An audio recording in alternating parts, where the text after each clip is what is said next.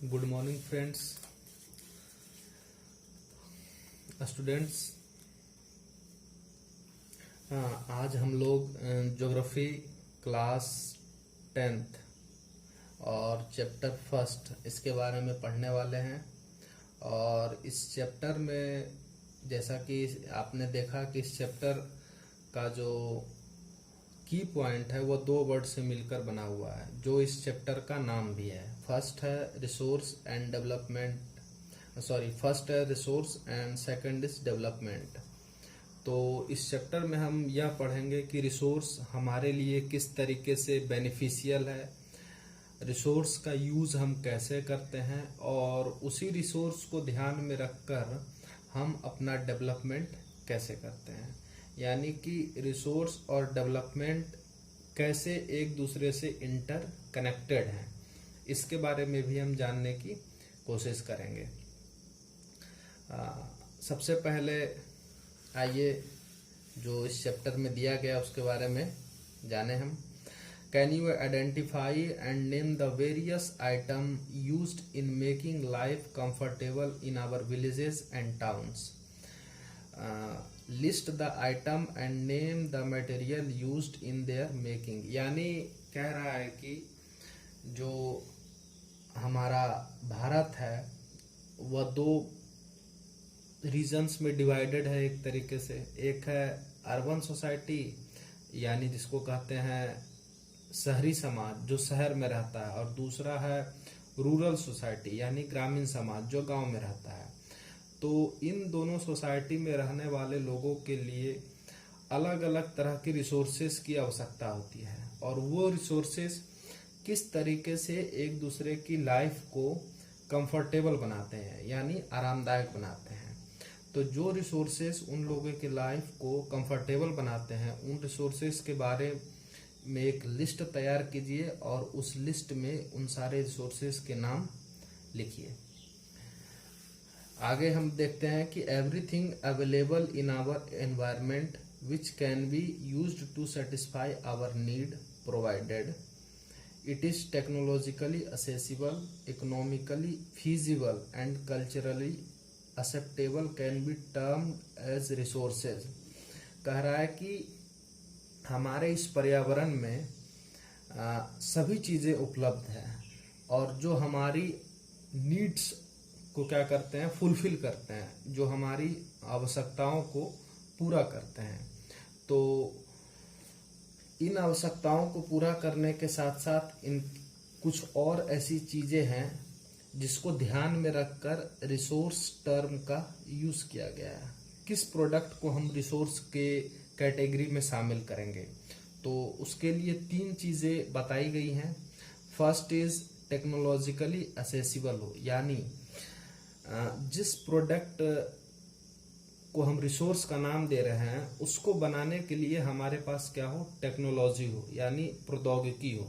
जब तक वह टेक्नोलॉजी हमारे पास नहीं रहेगी वह हमारे लिए रिसोर्स बनने में सहायक नहीं होगा। Second is economically feasible. Economically feasible का मतलब हुआ वह हमारे लिए आर्थिक रूप से संभाव्य हो, यानी उसको बनाने के लिए जो मनी लगेगा, जो कॉस्ट ऑफ प्राइस लगेगा, उस कॉस्ट ऑफ प्राइस को वहन करने की क्षमता मेरे पास हो। यानी उस टेक्नोलॉजी के साथ साथ उस प्रोडक्ट को रिसोर्स में कन्वर्ट करने के लिए मेरे पास क्या हो, पैसे हो, ताकि मैं उस प्रोडक्ट को रिसोर्स में कन्वर्ट कर सकूं। And third is culturally acceptable, और तीसरा कह रहा है कि जो सांस्कृतिक रूप से मान्य हो। सांस्कृतिक रूप से मान्य हो का मतलब हो गया कि कोई भी वैसा प्रोडक्ट जो मनुष्य के लिए, ह्यूमन बीइंग के लिए बेनिफिशियल हो, तब तो वह एक सांस्कृतिक रूप से मान्य होता है। लेकिन जो मनुष्य के लिए बेनिफिशियल नहीं होता है वह सांस्कृतिक रूप से मान्य नहीं हो सकता। जैसे मैं एग्जांपल देता हूँ कि जब मनुष्य इस धरती पर आया, ह्यूमन बीइंग का जब एवोल्यूशन होता है, विकास होता है, तो प्रारंभ में मनुष्य के लिए सॉइल यानी मिट्टी का उपयोग नहीं था। वह मिट्टी से आइडेंटिफाई भी नहीं था, परिचित भी नहीं था, उसका मिट्टी के साथ कोई लेन देन नहीं था। मिट्टी उसके लिए एक रिसोर्स नहीं थी। लेकिन जब इवोल्यूशन के क्रम में यानी विकास के क्रम में मनुष्य को ऐसा लगा कि वह जिन क्रॉप्स का प्रोडक्शन करना चाहता है, जो क्रॉप्स खाना चाहता है, उसके लिए रिसोर्स के रूप में सॉइल जो है बहुत ही इम्पोर्टेंस पार्ट रखता है। यानी कि मिट्टी जो है, इसी मिट्टी पर हम किसी भी क्रॉप्स का प्रोडक्शन करते हैं, तो सॉइल हमारे लिए क्या हो जाएगा, एक रिसोर्स हो जाएगा। लेकिन अगर दूसरी तरफ मैं बात करूं, मनुष्य ने अपनी आवश्यकताओं की पूर्ति के लिए एटमिक या न्यूक्लियर बॉम्ब भी बनाए, जिसे परमाणु बम कहते हैं। अब तो मनुष्य ने हाइड्रोजन बम भी बनाया है। तो क्या हाइड्रोजन बम आपके लिए एक रिसोर्स हो सकता है?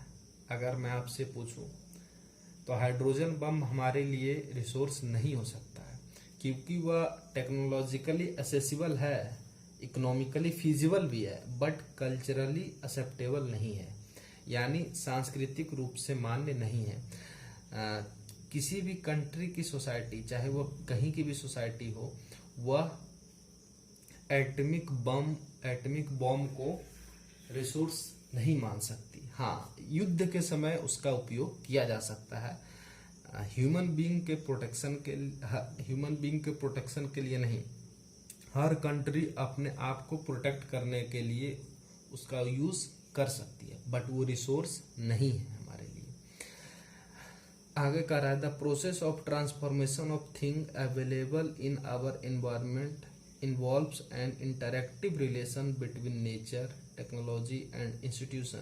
Human beings interact with nature through technology and create institution to accelerate their economic development. कह रहा है कि मनुष्य जो है वह नेचर के साथ क्या करता है, इंटरेक्ट करता है, अपने आप को जोड़ता है थ्रू टेक्नोलॉजी। किसके माध्यम से? टेक्नोलॉजी के माध्यम से जोड़ता है। Human being interact with nature through technology, किसके माध्यम से जोड़ता है? टेक्नोलॉजी के माध्यम से जोड़ता है। और उस टेक्नोलॉजी के माध्यम से अपने आप को नेचर के साथ जोड़ने के लिए वो क्या करता है, इंस्टीट्यूशन को क्रिएट करता है। कई सारे संस्थाएं तुमने देखा होगा जिनका निर्माण इसी उद्देश्य की पूर्ति के लिए किया गया है, जो किसके लिए जरूरी है, जो हमारे इकोनॉमिक डेवलपमेंट के लिए जरूरी है। Do you think that resources are free gift of nature as is assumed by many? क्या तुम ऐसा मानते हो कि जो संसाधन है वो प्रकृति के द्वारा दिया गया उपहार है? क्या ऐसा सही है? They are not, but ऐसा सही नहीं है। Resources are a function of human activity. संसाधन मानव क्रियाओं का परिणाम है। यानी कि कोई भी प्रोडक्ट जिसको संसाधन आज हम कह रहे हैं, वह इसलिए कह रहे हैं क्योंकि वह मनुष्य के लिए उपयोगी है और मनुष्य ने उसे संसाधन में कन्वर्ट कर लिया। जैसे हमारे धरती के नीचे कई वर्षों से लाखों टन अरबों टन कोल जो है वो जमा था, लेकिन अभी तक मनुष्य को ऐसा लग रहा था कि वो हमारे लिए उपयोगी नहीं है। लेकिन जैसे ही 1920 सेंचुरी में मनुष्य को एनर्जी के रूप में कोयले का इम्पोर्टेंस पता चला, तो उसने उसकी क्या की, माइनिंग स्टार्ट कर दी। तो कोल हमारे लिए क्या हो गया, एक रिसोर्सेस हो गया। Human being themselves are essential component of resources. मनुष्य भी क्या है, एक प्रकार का संसाधन है। मनुष्य क्या है, एक प्रकार का संसाधन है। They transform material available in our environment into resources and use them. वो जो भी मटेरियल हमारे पर्यावरण में उपलब्ध होता है उसको क्या किस में चेंज करता है, रिसोर्स में चेंज करता है और उसका उपयोग करता है। These resources can be classified in the following veg. In resources को हम अलग अलग आधारों पर कई भागों में बांटते हैं। First is on the basis of origin, यानी उत्पत्ति के आधार पर। इसमें होता है बायोटिक एंड अबायोटिक। सेकेंड है on the basis of exhaustibility, renewable and non-renewable. Third is on the basis of ownership, individual, community, national and international. and fourth is on the basis of status of development, potential, developed, stock and reserves. Students एक figure दिया गया, figure 1.1, inter dependent relationship between nature, technology and institution. ये एक triangle बनाया गया है, इस triangle के बीच में ह्यूमन बीइंग है, इसके नॉर्दर्न पॉइंट पे है फिजिकल इन्वायरमेंट यानी नेचर, लेफ्ट हैंड साइड में है technology and right hand side में है इंस्टीट्यूशन। स्टूडेंट्स एक फिगर 1.2 है, क्लासिफिकेशन ऑफ रिसोर्सेज यानी रिसोर्सेज को हम किस आधारों पर किन भागों में बांटते हैं। First is natural resources and second is human resources.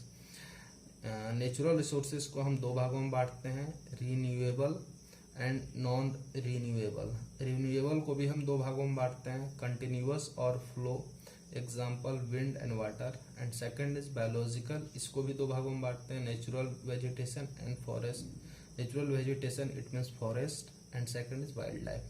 Non renewable को भी हम दो भागों में बांटते हैं, एक है रिसाइक्लेबल मेटल्स।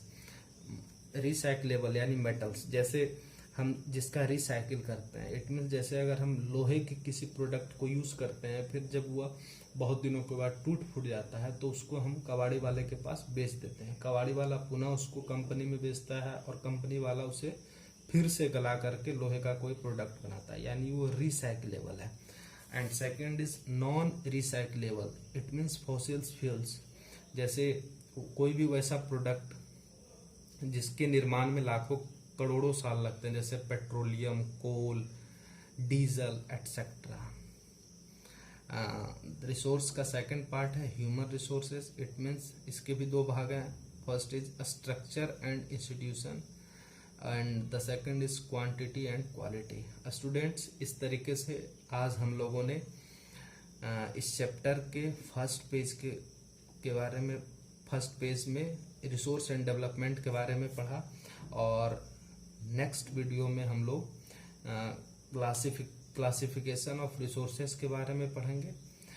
आप इसी तरीके से कंटिन्यूअस वीडियो को देखते रहें और इसी वीडियो के आधार पर आप अपने नोट्स का फॉर्मेशन करें जो आपके लिए इम्पोर्टेंट है।